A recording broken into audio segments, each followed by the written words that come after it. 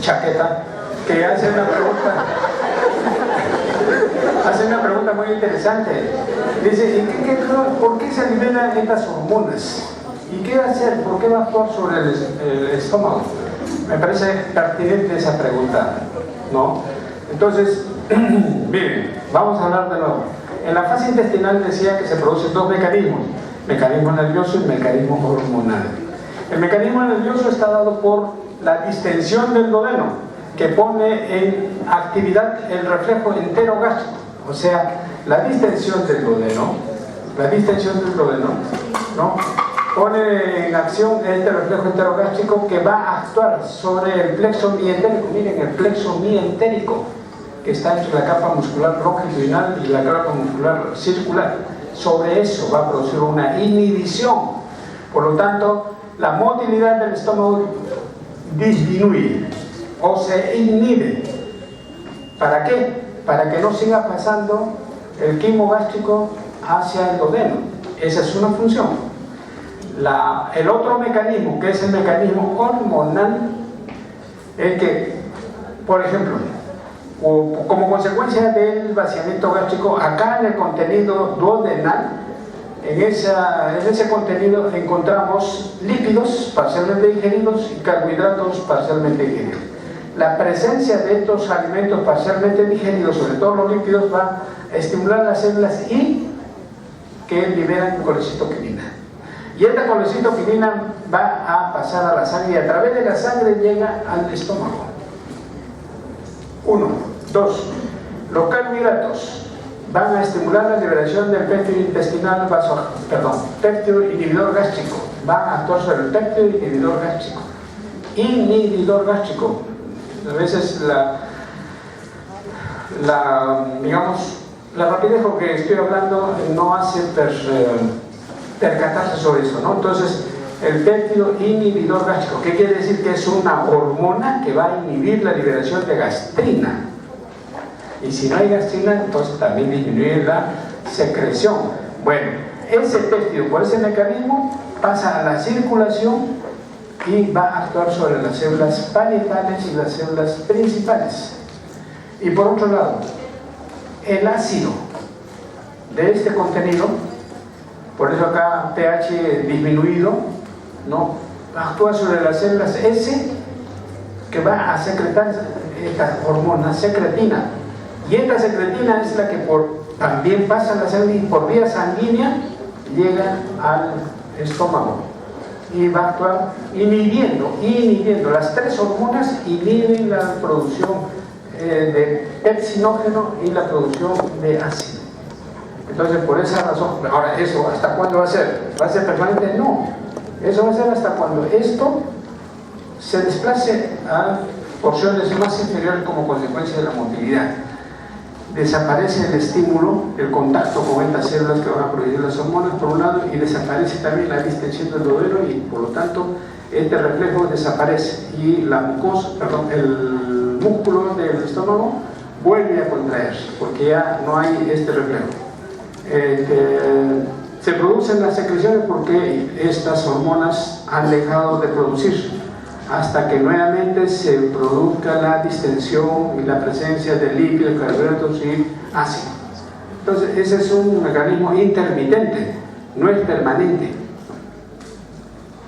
¿Otra pregunta? ¿Ninguna pregunta?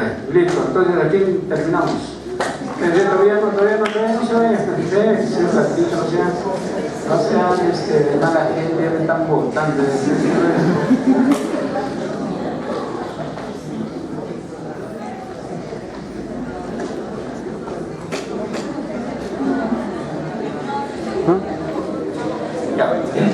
Lo que quiero hablarles es, con esto me voy tranquilo, sobre la secreción pancreática.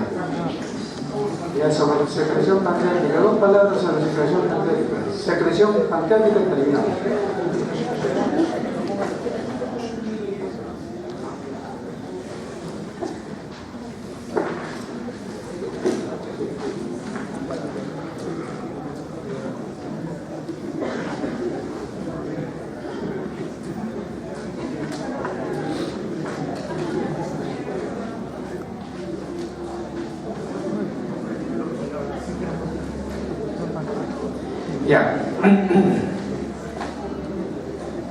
Entonces, aquí brevemente les expongo a este menino, ¿no? Dos situaciones. Un tigre, buena gente, tranquilito, parece un gatito, no hace nada, inofensivo, y aquí el mismo tigre que destroza todo lo que encuentra, hasta se mete al agua y destroza hasta los peces. Así es el páncreas. El páncreas, mientras no, digamos, sufra alguna alteración, ni sabemos si existe el páncreas, ni para qué sirve el páncreas, pero cuando el páncreas se inflama y se infecta, nos lleva al borde de la muerte, así como acá.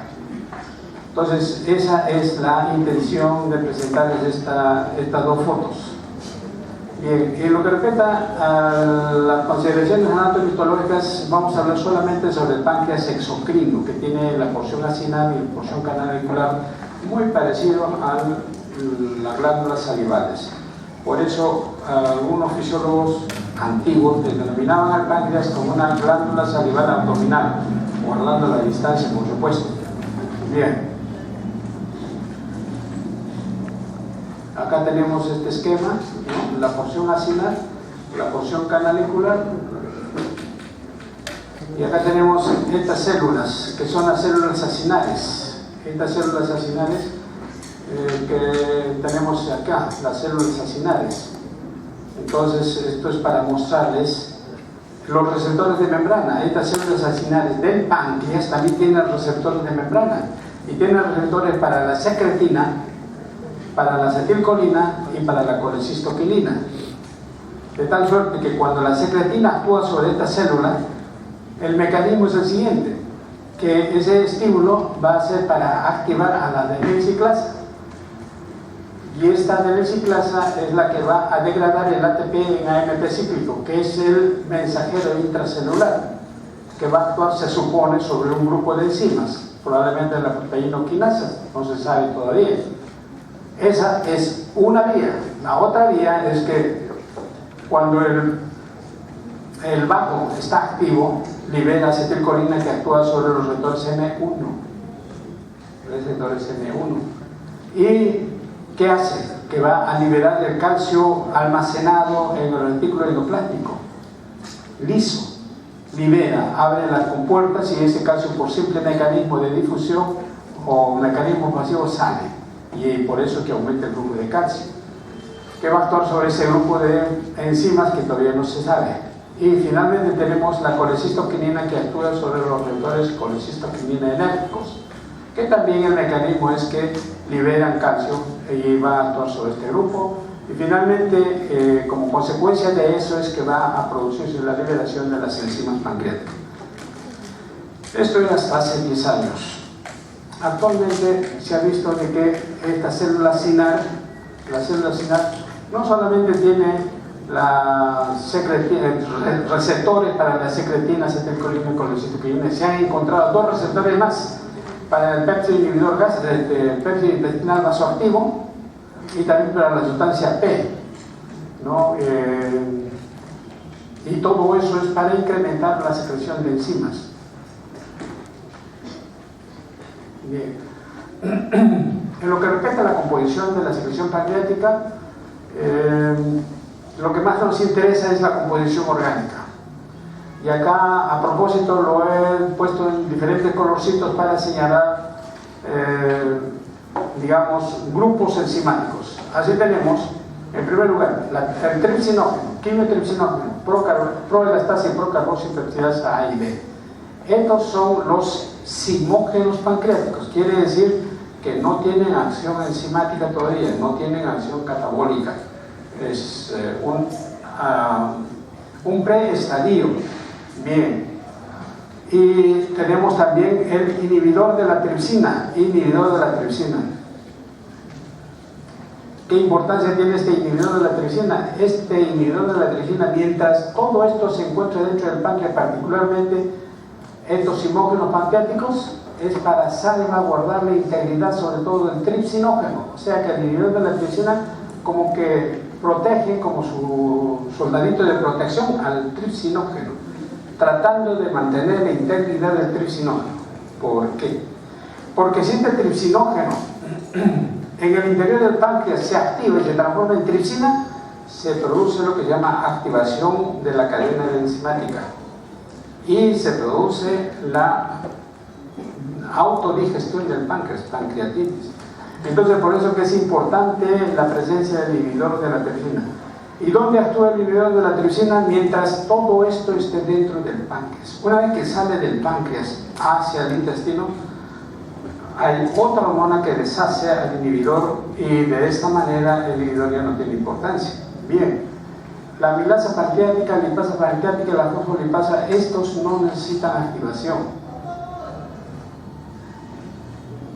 Bien, entonces en la activación de los zimógenos pancreáticos tenemos que una vez que se ha producido la secreción pancreática y este tripsinógeno está con el inhibidor, pegadito está con el inhibidor de la tripsina, en el enterocito, o sea, el epitelio de la mucosa intestinal, tiene la capacidad de producir esta enzima que se llama enterocinasa. Y esta enterocinasa es la que va a romper el enlace de activación del tripsinógeno y se transforma en tripsina. Y una vez que se ha logrado la activación en tripsina, que es una enzima proteolítica muy activa los demás enzimáticos o preenzimas, o sea, por un mecanismo de autocatálisis, más moléculas de tripsinógeno se transforman en tripsina, al quimiotripsinógeno en quimiotripsina, a la proelastasa en elastasa, a la procarboxipeptidasa en carboxipeptidasa y a la profosfolipasa en fosfolipasa. Todos estos ya son enzimas proteolíticas y si eso se produce dentro del páncreas, destruye el páncreas. Nos digiere todo el parénquima pancreático, esa es la pancreatitis. Por eso que es importante de que mientras esté dentro del páncreas, este tripsinógeno no se active. ¿Y cuándo se activa? Se puede activar por dos razones. Una, porque lo que más frecuentemente sucede, sobre todo en las damas mayores, no olviden ustedes de que la vía pancreática y la vía biliar a nivel del duodeno se unen. A veces hay calculitos que llegan y taponan el esfínter de Oddi y la secreción biliar, en lugar de pasar al duodeno, pasa al conducto pancreático. Y eso causa una inflamación, una irritación y una ruptura del enlace de activación del tripsinógeno y se transforma en tripsina. Por eso es de que cuando hay una persona que tiene una pancreatitis, lo que hace el gastroenterólogo o el médico internista es qué pasa en el hígado, en la vesícula. ¿Hay cálculos o no hay cálculos? En ese primer momento, lógico, no se va a tratar los cálculos, hay que tratar el momento agudo. Entonces, se entra la paciente o el paciente en la unidad de cuidados intensivos y luchando contra el desbalance hidroelectrolítico y la lisis pancreática y todo eso hasta que sale. Ya. Una vez que sale, inmediatamente se opera de la vesícula si es que hay cálculos, para que no vaya a presentarse nuevamente la pancreatitis. Entonces, esa es una razón. Otra de las razones de la pancreatitis, sobre todo en los varones, ¿no?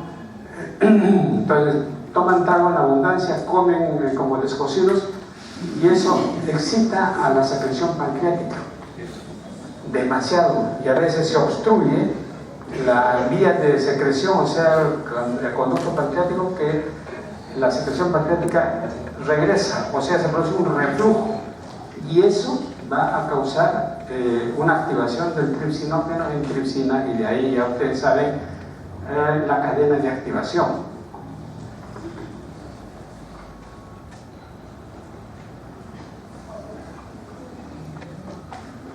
Bien, en la regulación de la secreción pancreática tenemos dos mecanismos, el mecanismo nervioso y el mecanismo hormonal. El mecanismo nervioso ya ustedes saben, parasimpático y simpático. El mecanismo hormonal, en este caso de la secreción pancreática, el mecanismo hormonal es más importante, sin desmerecer el mecanismo nervioso. En el mecanismo hormonal actúan tres hormonas importantes, que son la gastrina, secretina y colecistoquinina. Y también aquí en la secreción pancreática se producen las llamadas fases de la secreción pancreática, muy parecido a lo del estómago: la fase cefálica, la fase gástrica y la fase intestinal. Bien, durante la fase cefálica, la respuesta pancreática es igual al 25% del total de la secreción. Ya. Entonces, el estímulo para esta fase cefálica lo constituye aquellos estímulos que son llevados por el vago: la vista, el olor, el gusto, la masticación, por el vago. En la fase gástrica se produce el 10% de la secreción pancreática. ¿Y cuál es el mecanismo? Generalmente lo produce, el estímulo principal es la distensión, que también va a través del vago. Generalmente aquí es un mecanismo reflejo. Y finalmente tenemos el mecanismo intestinal, que es el más importante. Durante la fase intestinal se produce del 50 al 75% de la secreción pancreática. Y en esto tiene que ver la presencia de aminoácidos, ácidos grasos, calcio, hidrogeniones y la distensión, ¿no? Y eso da lugar pues a la liberación de colecitoquinina, secretina, reflejos, etcétera, etcétera. Bien,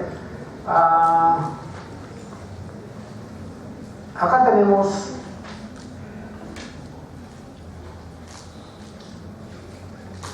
la fase cefálica. Más o menos es lo que hemos visto en la fase cefálica de la secreción gástrica. O sea, todos estos mecanismos, estos estímulos, ya sea los reflejos condicionados, el olor, la masticación, el gusto y la hipoglucemia, todo esto vemos que va a actuar a través del vago, ¿no?, sobre las células G primero, que van a producir gastrina. Pero además de eso, vemos que el vago sigue por acá, va a actuar sobre las células acinales, liberando acetilcolina, y esto da lugar a la secreción de enzimas y también la secreción de bicarbonato. Esa es la fase cefálica. La fase gástrica es por la liberación de gastrina, que ya lo hemos visto. Y esta es la fase intestinal, la más importante desde el punto de vista de la secreción pancreática. Entonces, como consecuencia del vaciamiento gástrico, en donde encontramos grasa parcialmente digerida, proteínas, hidrogeniones, ¿no?, se produce el vaciamiento. Entonces la presencia de grasa, de hidrogeniones, sobre todo de grasa, va a actuar sobre las llamadas células I, que están ahí en la mucosa intestinal. Y estas células sí son las que van a producir colecistoquinina. La colecistoquinina, a través de la sangre, de la circulación, luego que llega al páncreas. Y en el páncreas va a actuar sobre las células acinares, por un lado, principalmente, y también sobre las células pericanaliculares y las células canaliculares en la producción de bicarbonato. Luego tenemos de que la presencia de hidrogeniones, o sea, ácido clorhídrico, la acidez, va a actuar sobre las células S, y eso da lugar a que las células S produzcan secretina, que pasa a la sangre y por vía sanguínea llega al páncreas. Y en el páncreas va a actuar fundamentalmente sobre las células canaliculares en la producción de bicarbonato, y secundariamente sobre las células acinales, favoreciendo la secreción de enzimas. Entonces, eso es lo que se va a producir. Y por esa razón es que hay la liberación de enzimas y de bicarbonato. Ya.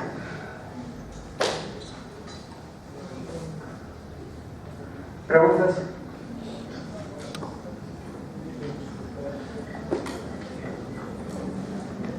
¿Qué dicen? ¿Avanzamos sobre esto? No, este ya ustedes lo ven.